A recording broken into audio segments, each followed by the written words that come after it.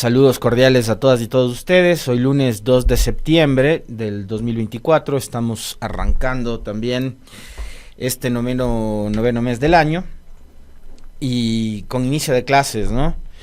Hoy regresan ya masivamente y poco a poco también, ¿no? Paulatinamente los estudiantes.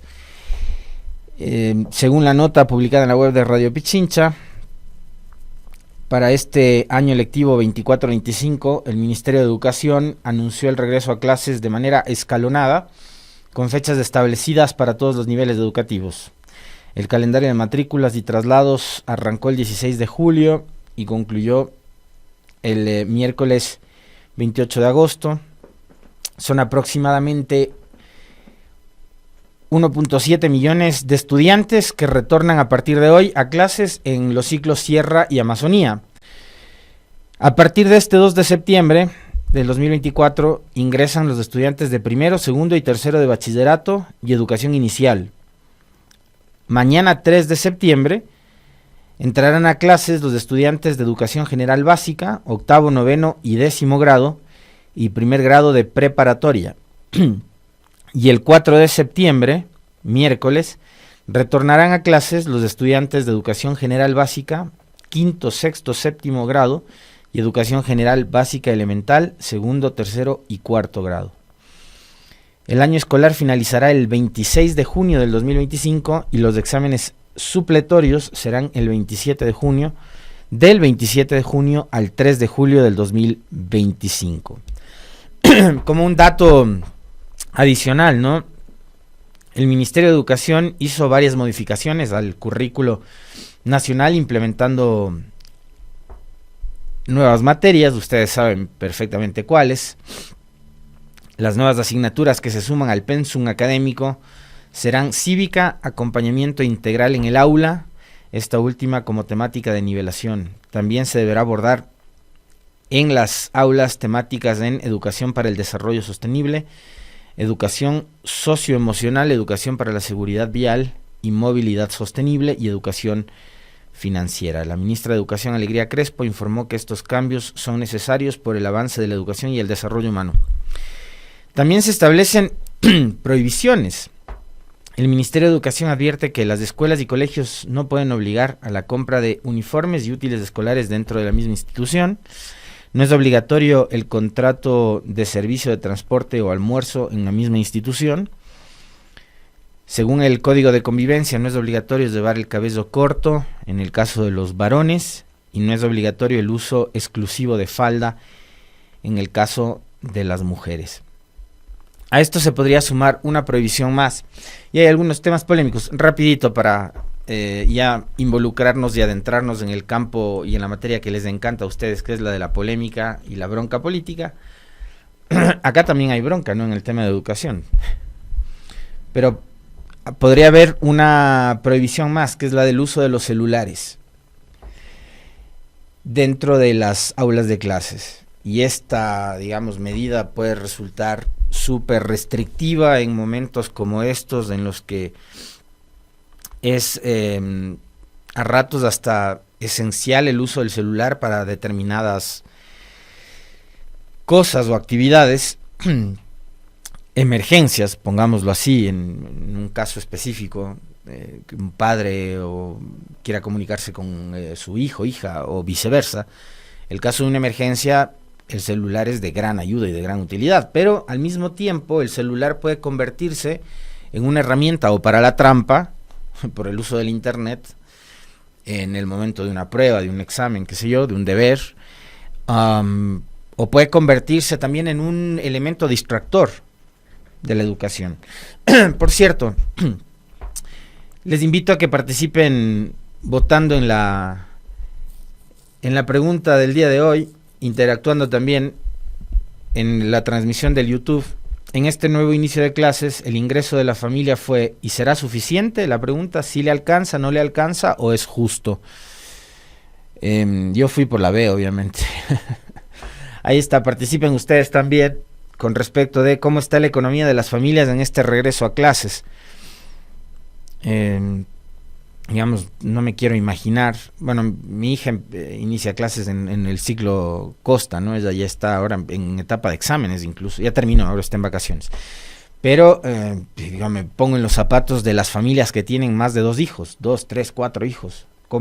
¿Qué harán, qué tipo de malabares harán en estas épocas para poder solventar con los gastos que implica la matrícula, la compra de uniformes, útiles, todo lo demás, ¿no? Ropa, zapatos, calculadoras, en algunos casos ya tablets, computadoras, en fin, ¿no? Porque son ya, digamos, herramientas necesarias, útiles, indispensables en esta época para que los chicos puedan estudiar.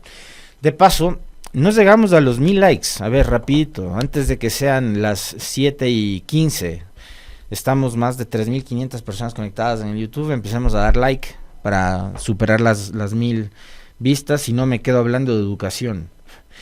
La semana pasada tuvimos una gran entrevista con el profesor Freddy Peñafiel, ex ministro de Educación, y él creo que nos ayudó a entender mejor la situación, incluso partiendo del uso de los conceptos, ¿no? Porque acá yo soy un absoluto ignorante en materia pedagógica, educativa, no soy profesor, nada por el estilo.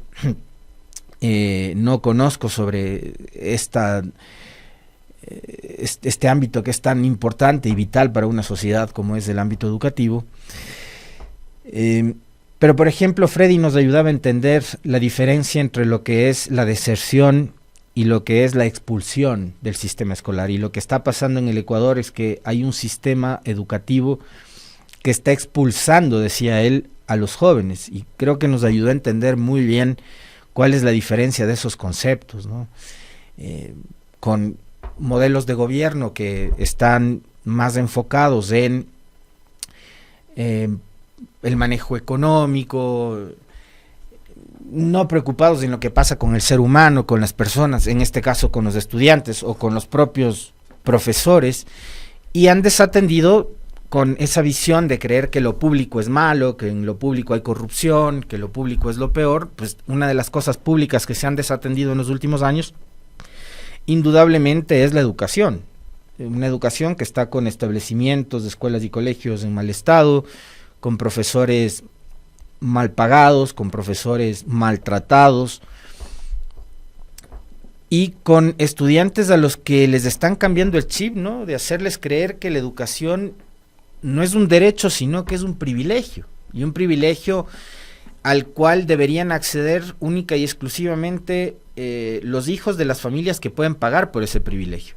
Entonces, por eso el otro día, a propósito de este regreso a clases y de todo lo que ha generado las intervenciones de la ministra Alegría Crespo, la ministra de Educación, con respecto del tema de la inclusión de las materias de cívica, integridad y demás en el pensum, o después de esta polémica que ha desatado por unas declaraciones que yo no sé si es que estuvieron sacadas de contexto, o quizás la ministra lo explicó mal, y a partir de una mala explicación se generó todo un revuelo y una polémica de esas tantas polémicas innecesarias que hay, pero que le terminan siendo útiles al gobierno, porque dejamos de hablar de cosas súper importantes para ponernos a hablar del nuevo himno, ¿no?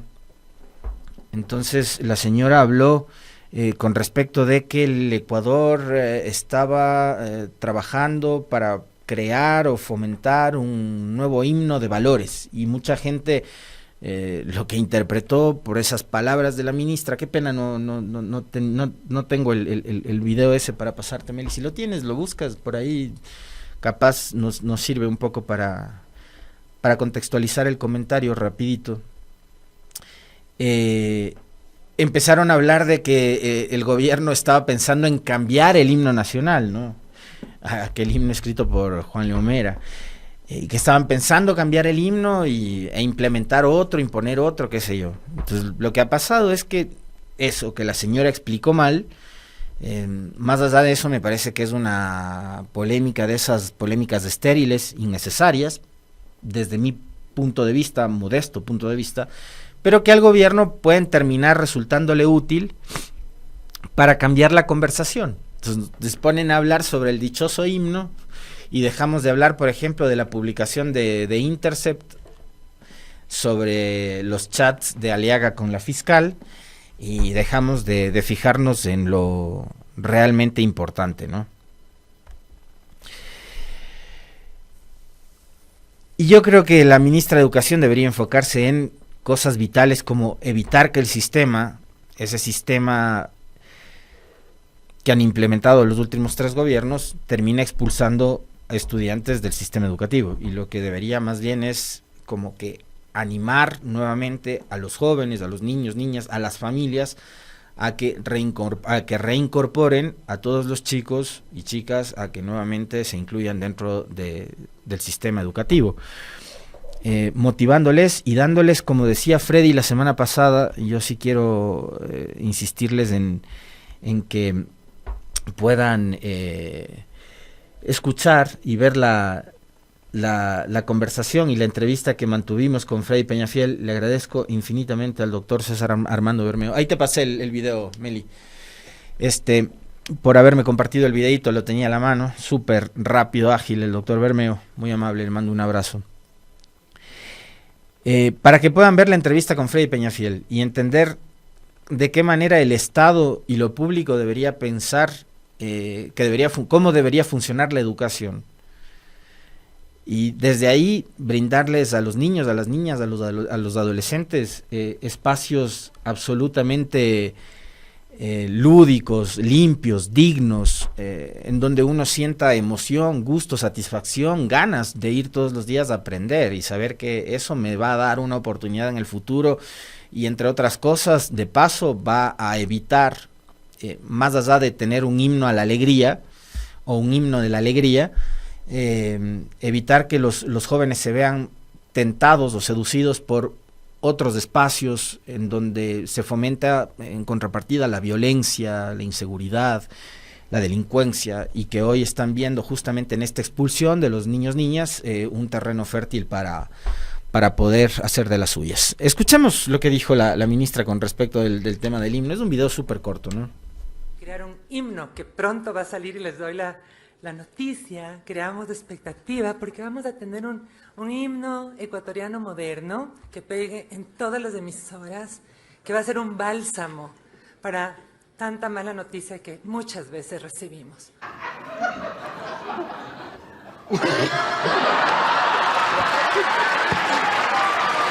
Crear un himno que pronto va a salir. Esa parte de Friends ya estaba de más. Solo queríamos escuchar a la ministra, no las risas, pero el asunto es, la ministra dijo lo que dijo, es un himno ecuatoriano moderno. Lo que podía quizás haber dicho era que se estaba pensando en hacer una canción motivacional para fomentar la educación y los valores. Una canción. Un himno es un himno. Y la señora utilizó la palabra himno. Entonces mucha gente lo que hizo fue interpretar literalmente lo que dijo la señora ministra. Y la señora dijo un himno ecuatoriano moderno, que además quiere que se convierta en la canción del verano, que quiere que poner en todas las radios para que suene y no sé qué, y que sea un bálsamo de no sé qué, como que si esto se tratara de un asunto motivacional. Pero más allá de eso, sin caer en el plano de la burla o de la ironía, cualquier esfuerzo, por absurdo que pueda parecernos, a estas alturas de la historia del Ecuador y de lo que estamos viviendo, cualquier esfuerzo a esta gente se les reconoce. Hagan lo que crean que puedan hacer mientras ustedes sigan al mando, son los que toman las decisiones, son los que tienen en sus manos el presente y futuro de los estudiantes de este país. Hagan lo que crean que deban hacer. Si creen que es útil hacer un himno de la alegría, si creen que es útil volver a las clases de cívica como las entendían ustedes en el pasado, más allá de que una de las tantas cosas que nos dijo y nos aclaró Freddy Peñafiel la semana anterior es que cosas como la cívica, la ética, nunca salieron del pensum, que se modificaron, que se cambiaron quizás las nomenclaturas, la forma en que se daban y se presentaban estas materias, pero siempre fueron parte de Eso es algo que también nos dijo. Pero todo eso sirvió para construir los famosos relatos, ¿no? Las famosas narrativas, como esa, por ejemplo, de que por la tabla de consumo, además así las llamaron, ¿no? La tabla de consumo, como que si acá la decisión hubiese sido, verán, les vamos a dar unas dosis para que puedan ustedes andar, vayan y dróguense legalmente. Así, eso fue lo que construyeron durante todo este tiempo, a la famosa tabla de umbrales de consumo, que lo que estaba haciendo era más bien tratando de diferenciar entre una persona que tiene un problema de salud como consumidor de droga y otra persona que se dedica a cometer actos ilícitos vendiendo al menudeo estupefacientes. La diferencia que establecía la famosa tabla de umbrales era entre un consumidor que debía ser tratado como un paciente del sistema de salud público y que su problema tenía que haber sido asumido como tal, como un problema de salud pública, y la diferencia con un expendedor o microtraficante de drogas. Sin embargo, nos hicieron creer que la tabla lo que permitía era el libre consumo de drogas y que lo que buscaba la tabla era fomentar el consumo y legalizar el consumo, una cantidad de tonterías, y nos hicieron además convencer de que eliminando de un zarpazo la tabla, los problemas de inseguridad, de microtráfico, de consumo y tal, se iban a acabar. El señor Noboa lo que hizo fue romper un decreto y les pregunto a ustedes, ¿se ha solucionado los problemas? Ahora, con el famoso himno de la alegría, que no va a ser otra cosa que una canción. Es más, les doy una gran idea. Cómprenle los derechos de Yo nací aquí al Juan Fernando Velasco y se ahorran todo el tiempo de elaboración del himno de la alegría. ¿Ya? Van a solucionar con una canción todos los problemas de valores y demás en este país. Yo creo que hay que tomarse un poco más en serio estos asuntos a propósito del regreso a clases. Y me parece que tampoco los ecuatorianos tenemos que, como les decía, estancarnos o empantanarnos en discusiones tan estériles como esta, que una vez más no fue malinterpretada la ministra. Lo que se hizo por parte de cierta gente, a la que le leía yo en redes, les digo de verdad, me reí mucho con este tema, es leerle literalmente a la señora Crespo. Otro asuntito que pasó durante este fin de semana, para ir abordando casi todo lo que tenemos. Renunciaron los ministros del Ambiente, Sade Fritzsche, de Turismo, Nils Olsen, y de Deporte, Andrés Guzmer. Y renuncian no por un acto de sensibilidad ni de honestidad, diciendo, en el caso de la señora Fritzsche, mi paso por el Ministerio del Ambiente fue realmente una vergüenza. Arrastro y cargo sobre mis espaldas del escándalo de Olón. Entre eso, muchas de las presentaciones vergonzosas que tuvo dentro de la Asamblea Nacional durante los ejercicios de rendición de cuentas a los que debió asistir, y donde pasó muchas vergüenzas la señora Fritzsche, no, y diciendo, entrego este cargo para el cual yo no estaba preparada, y por el cual más de 35 organizaciones ambientales de este país me exigieron la renuncia después de lo sucedido con el tema de Olón, sino que ella renuncia porque se va de candidata a la asamblea, ojo, y cada vez que alguien vote por la lista nacional de asambleístas de ADN del partido del señor Daniel Noboa, lista que lidera la madre del presidente, la señora Anabel Asín, va a poner un votito más para que Sade Fritzsche, quien deja un paso realmente nefasto por el Ministerio del Ambiente, tenga para llegar a la asamblea. Cada votito en plancha, porque además nos obligan a votar ahora en plancha, ¿no? Esa es una de las tantas reformas al Código de la Democracia que le han provocado tanto daño al país. Nos obligan a votar en plancha. Entonces, cada voto en la lista o en la papeleta nacional de asambleístas será un empujoncito más para que alguien como Sade Fritzsche, que no sabemos qué hacía en el Ministerio del Ambiente, llegue a la Asamblea Nacional. 3 ministros súper cuestionados por algunos sectores, pero 3 ministros súper populares. La señora Fritzsche, el presidente Noboa la mantuvo ahí a pesar de todas las críticas que hubo. E insisto, no se va renunciando, asumiendo que no estaba preparada para el cargo, y no renuncia como un gesto de honestidad consigo mismo y con el país. No, renuncia porque se va de campaña a la Asamblea.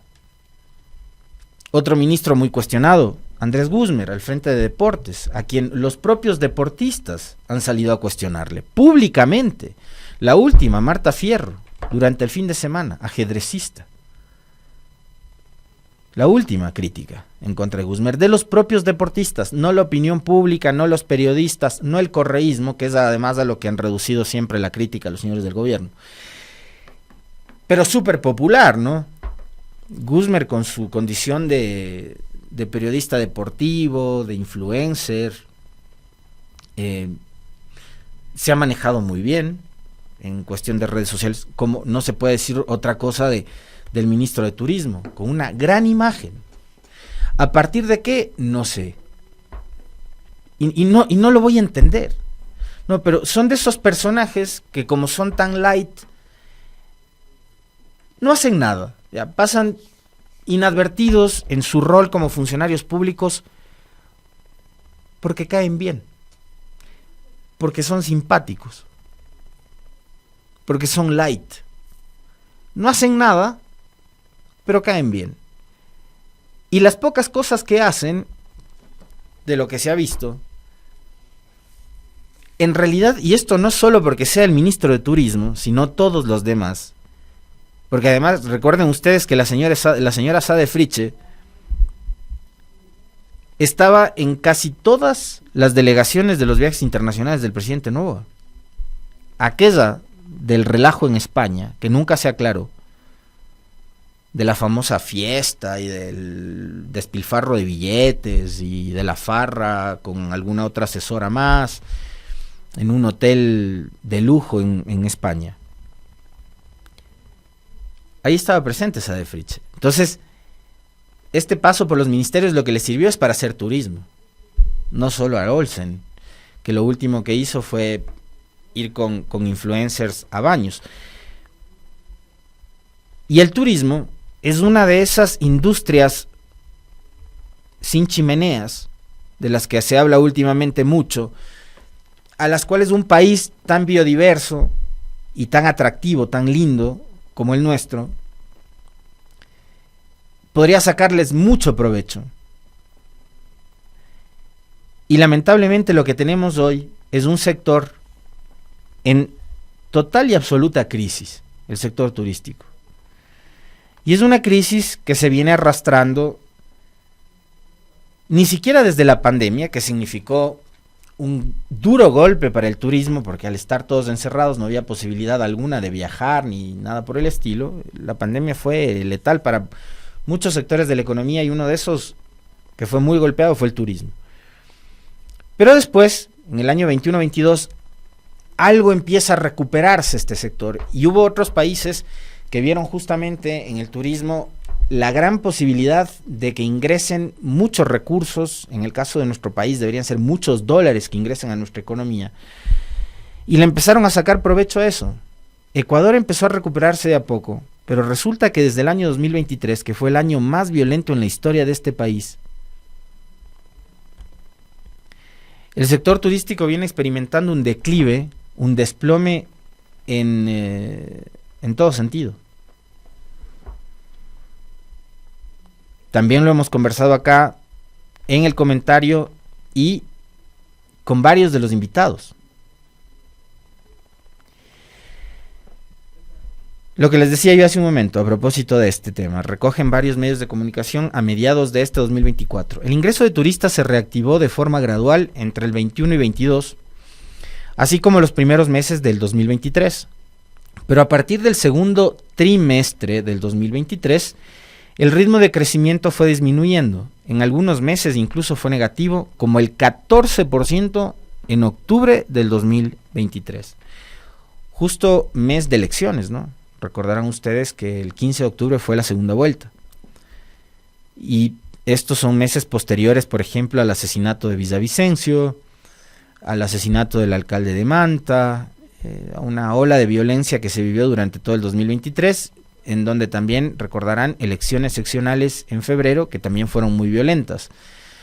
Hubo un intento de asesinato contra el actual alcalde de Puerto Viejo, Javier Pincay, hubo un asesinato contra Omar Menéndez, candidato a la alcaldía de Puerto López por la Revolución Ciudadana en Manabí, quien finalmente ganó la elección, un día antes de la elección, el sábado, 4 de febrero, si no me equivoco, del 2023. En los primeros 5 meses del 2024 continuó la reducción al comparar con 2023. En enero del 2024 el ingreso de turistas cayó en 22%, en febrero el 25%, marzo 16%, abril menos 15% y mayo menos 8%. La hotelería a escala nacional tiene actualmente ocupaciones inferiores al 35% y las operadoras de turismo registran caídas del 40% en las ventas. Ecuador ha entrado en un momento de una contracción en el crecimiento del sector turístico, incluidas las Islas Galápagos. Y este es un dato que nos debería preocupar y mucho, a propósito de lo que yo les decía. Los países vecinos, también muy bonitos países, ¿no? Con muchos atractivos, le sacaron mucho provecho al tema del turismo. El producto turístico Ecuador a través de aerolíneas y vuelos cayó en menos 6% en el 2024, mientras países vecinos como Colombia y Perú han aumentado en 25 y 46% la venta de vuelos hacia esos países en comparación con nosotros. Colombia 25%, Perú 56% de incremento en las ventas como productos turísticos. El producto de Colombia, producto de Perú, y Ecuador, producto turístico, menos 6%. Y claro, uno se pregunta, ¿qué ciudadano en el mundo va a querer ir a hacer turismo en un país que se declara a sí mismo un país con guerra, ¿no? Acá, desde enero de este año, recordarán ustedes, el Ecuador vive un estado de conflicto armado interno, es decir, le dijimos al mundo entero que estamos en guerra. El año 2023 cerramos como el año más violento en la historia de este país, superando las 8.000 muertes violentas. Y a propósito de ese tema, este fin de semana fueron asesinadas 2 guías penitenciarias en Daule y durante los últimos días han sido asesinados por balas perdidas y, como les suelen llamar desde las autoridades, como daños colaterales, al menos 3 menores de edad. La pregunta es, ¿qué están haciendo? Y la pregunta también es, a propósito de las renuncias de estos ministros, ¿qué hizo el ministro Olsen para que mejore la situación del turismo en este país? ¿Qué hicieron? Creo que muy poco o casi nada. Sin embargo, como son súper simpáticos, súper chéveres, súper lights, nos encanta verles haciendo TikToks. Y con eso más que suficiente. Y como tienen buena prensa además, que prefiere no criticar o callarse, pues resulta que les va súper bien, ¿no? Y finalmente, la noche del viernes finalizó el plazo para que las organizaciones políticas puedan registrar las dichosas alianzas. Al final del día se registró una sola alianza, que es la de la Revolución Ciudadana con el movimiento Reto. Y en total, al momento, serán 16 binomios presidenciales. Hay una papeleta que le compartí a la Meli, que es, digamos, una suerte como de ejemplo de cómo quedaría este documento, tomado del portal Primera Plana. Así quedaría la papeleta presidencial, con 16 binomios. Centro Democrático, con la señora Ormaza, la Unidad Popular con Jorge Escala, Sociedad Patriótica con Andrea González, el Movimiento Pueblo, Igualdad y Democracia, PID, con Víctor Arauz, Revolución Ciudadana y Reto con Luisa González, Partido Social Cristiano con Henry Kronfle, ADN con Novoa, Avanza con Luis Felipe Tizería, Izquierda Democrática con Carlos Rabascal, el Movimiento Amigo con Juan Iván Cueva, el Partido Socialista con Pedro Granja, Pachacutic con Leonidas Issa, Democracia Sí con Iván Saquicela, Movimiento Creo, que por cierto experimentó el regreso a la arena política de Guillermo Lasso este fin de semana, estuvo presente Guillermo Lasso en el evento de presentación de sus candidatos a la Asamblea, Francisco Tabaqui, el ex gobernador del Guayas, va por Creo, suma con Jan Topic y finalmente construye con Henry Cucalón. 16 candidatos presidenciales de momento son los que hay y los que estarían en la papeleta. Esa sería la papeleta si es que finalmente los 16 precandidatos ratifican su intención de ir a las urnas. Ese documentito es del que van a recibir ustedes en el 9 de febrero, cuando vayan a las urnas. Ahora, según las últimas encuestas, la última de Comunicaliza, entre esos 16 nombres, fuertes, 4 o 5, bueno, 4, porque uno ya no está. Daniel Noboa sigue liderando la intención de voto con 32.4. Le sigue Luisa González con 25.4. Son, digamos, si fueran las elecciones de hoy y se dan estos resultados, Noboa y Luisa González la segunda vuelta. Muy lejos, pero muy lejos, está Dan Topic de Suma con 6.3. Y mucho más lejos de los dos primeros está Leonidas Issa con 2.6. Y después Comunicaliza ubicaba al ex precandidato José Serrano, que ya no va, con 2.2. Y siguen con menos de 2 Henry Kronfle con 1.4 del Partido Social Cristiano, Pedro Granja del Partido Socialista con 1.2, Carlos Rabascal con menos, aquí vienen los de menos 1, Carlos Rabascal con 0.8, Andrea González del Partido Socialista con 0.7, Henry Cucalón de Construye con 0.5, Víctor Arauz del PID con 0.5, Jorge Escala de la Unidad Popular con 0.4, Juan Cueva del Movimiento Amigo con 0.4, Tizería de Avanza con 0.4, y más lejos todavía, Iván Saquicela de Democracia Sí con 0.2, y Francesco Tabaqui del Movimiento Creo con 0.1. Las personas que no saben o que se podrían ubicar como indecisos suman un total de 14.3 y quienes votarían por el nulo o el blanco se ubican en 10 puntos. Uno ve estas encuestas que, digamos, de alguna forma tampoco es que creo que se van a alejar mucho del resultado final de una elección en primera vuelta. Y nos preguntamos qué tan necesario es que exista una reforma electoral para, por un lado, evitar la proliferación de candidatos, esta suerte de aventuras electorales, de estos candidatos que no llegan, no alcanzan ni el 1%,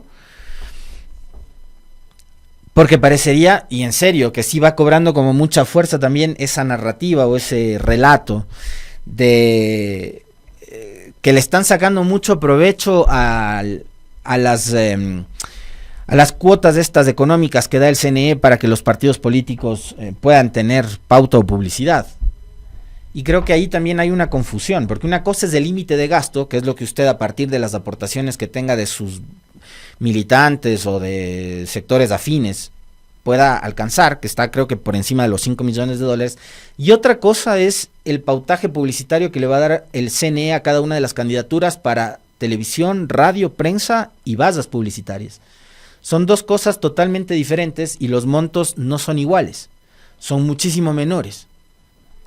Y creo que ahí hay una gran confusión que tiene que ver con la mala comunicación que ha hecho el Consejo Electoral y por supuesto también con ese afán que hay dentro de algunos medios de comunicación de ir alimentando la crítica por un lado al excesivo número de candidatos, pero por otro lado también a que el Estado cubra los gastos de campaña, que no hay tal. Una cosa es la publicidad en medios de comunicación y bazas, que sí debe ser equitativo, y otra cosa es el límite del gasto, en donde habrá unos que sí se gastarán los 5 millones, habrá otros que difícilmente van a poder alcanzar el $1.000.000 en cuanto a contribuciones para sus candidaturas. Pero el asunto es, en este país, ¿en serio vamos a tener 16 candidaturas presidenciales? Algo muy parecido a lo que ocurrió en la elección del 2021,